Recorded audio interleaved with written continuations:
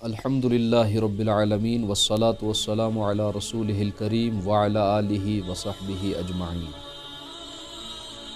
آج 28 دسمبر ہے، یعنی کہ چند ہی دنوں کے بعد 2023 ہم سے الوداع ہو جائے گا۔ ہمارا اسلامی اعتبار سے تو محرم سے سال شروع ہوتا ہے، لیکن بدقسمتی سے آج کثرت کے ساتھ مسلمان اسلامی مہینوں کو بلا رہے ہیں۔ ہمیں اس دن یہ تاریخیں یاد آتی ہیں جب ہمیں کسی کی شادی طے کرنی ہوتی ہے یا کوئی اور مسئلہ ہوتا ہے۔ اس دن ہم یہ تاریخیں ڈھونڈتے رہتے ہیں اور مولوی صاحب کو فون کرتے رہتے ہیں، کیلنڈر دیکھتے رہتے ہیں، ورق گردانی کرتے رہتے ہیں۔ لیکن سورج بھی اللہ کا ہے، چاند بھی اللہ کا ہے۔ شمسی اعتبار سے دسمبر ہم سے اب جا رہا ہے، اب 2024 آنے والا ہے۔ ہماری زندگی کا ایک اور سال ہم سے نکل گیا، کم ہو گیا۔ ظاہر میں ہم بڑے ہو رہے ہیں، لیکن اصل میں ہماری زندگی ایک سال اور کم ہو گئی۔ اس ایک سال میں ہم نے کیا کیا؟ کتنی نمازیں پڑھنی تھی اور کتنی پڑھی؟ کتنے جھوٹ سے بچنا تھا اور کتنے بچے؟ کتنی پاک دامنی کی زندگی گزارنی تھی اور کتنی ہم نے گزاری؟ کتنے غلط سے بچنا تھا اور کتنا ہم بچے؟ وہ ہم اپنے جسم سے، اپنے آپ سے حساب لے سکتے ہیں۔ اور نئے سال کے آنے پر ہزاروں نوجوان اس جوانی کو جو اللہ کی نعمت ہے، ان آنکھوں کو، اس زبان کو، ان ہاتھوں کو اور اس دماغ کو غلط استعمال کرتے ہیں۔ اس زبان کو جس سے وہ کلمہ بھی پڑھتے ہیں، اسی زبان سے شراب بھی پیتے ہیں، چرس بھی پیتے ہیں، اور انہی آنکھوں سے کتنا غلط محفلیں اٹینڈ کرتے ہیں۔ ان کانوں سے اس رات اور اس دن کو کیسے سیلیبریشن کیا جاتا ہے۔ چاہیے تو یہ تھا کہ نئے سال آنے پر ہم تہجد میں اٹھ کر گڑ گڑاتے، روتے، اللہ کے سامنے دعائیں مانگتے اور اللہ سے کہتے کہ اے اللہ میرے لیے یہ سال سلامتی والا بنا دے، میرے لیے یہ سال ہدایت کا ذریعہ بنا دے، میرے لیے یہ سال ایمانداری کا ذریعہ بنا دے، حلال رزق کمانے کا ذریعہ بنا دے، گناہوں سے بچنے کا ذریعہ بنا دے۔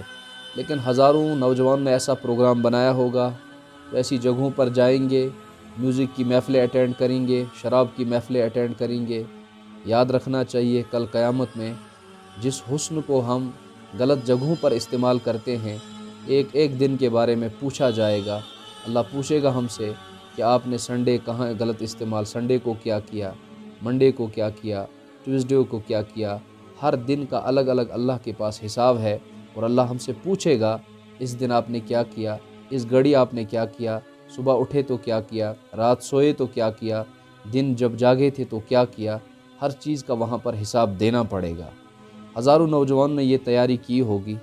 اللہ حفاظت فرمائے ہمارے نوجوانوں کو۔ نئے سال تو یہ چاہیے تھا کہ ہم ارادہ کر لیں، مصمم ارادہ، کہ ہم تہجد گزار بنیں گے، ہم نیک لوگوں کی صحبت اختیار کریں گے۔ ایک کسی بڑے محقق نے ایک تحریر طے کی تھی کہ اگر کسی انسان کی 60 سال کی زندگی ہے اور اگر وہ روزانہ 8 گھنٹے سوتا ہے، تو اس کا مطلب ہے 60 سالوں میں وہ 20 سال خالی نیند کے اندر گزار دیتا ہے۔ اور اگر وہ 8 گھنٹے اپنے لیے کماتا ہے، اپنے گھر والوں کے لیے کماتا ہے، یعنی کہ 60 سال میں سے اور 20 سال آپ مائنس کریں، 20 اور 20 40 ہو جاتے ہیں، 60 سال میں سے ٹوٹل 20 سال بچتے ہیں۔ اس میں سے 15 سال بچپنے کے نکال دیں، 15 اور 40 55 ہوتے ہیں، باقی 5 سال بچتے ہیں۔ 5 سال میں آدھا گھنٹہ روزانہ کھانے پینے کو ان چیزوں میں لگ جاتا ہے، یہ بھی 60 سال میں 3 سال بنتے ہیں۔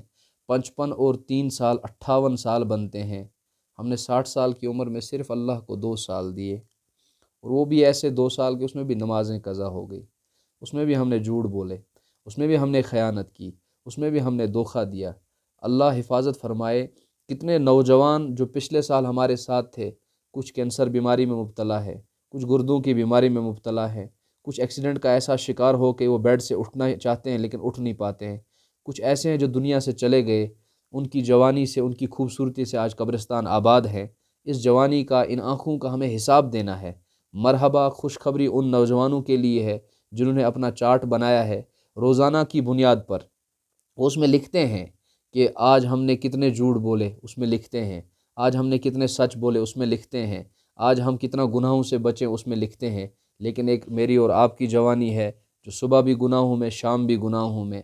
میری سب دوستوں سے گزارش ہے کہ نئے سال کو ہم اس طرح منائیں کہ ہم نمازوں سے شروعات کریں، تلاوت سے شروعات کریں، ماں باپ کی فرما برداری سے شروعات کریں، سچ سے شروعات کریں، دیانتداری سے شروعات کریں، لوگوں کو فائدہ پہنچانے کی نیت سے ہم شروعات کریں۔ اللہ مجھے بھی، آپ کو بھی، میرے لیے بھی، آپ کے لیے بھی یہ سال ہدایت کا ذریعہ بنائے، نجات اور بخشش کا ذریعہ بنائے۔ السلام علیکم ورحمۃ اللہ وبرکاتہ۔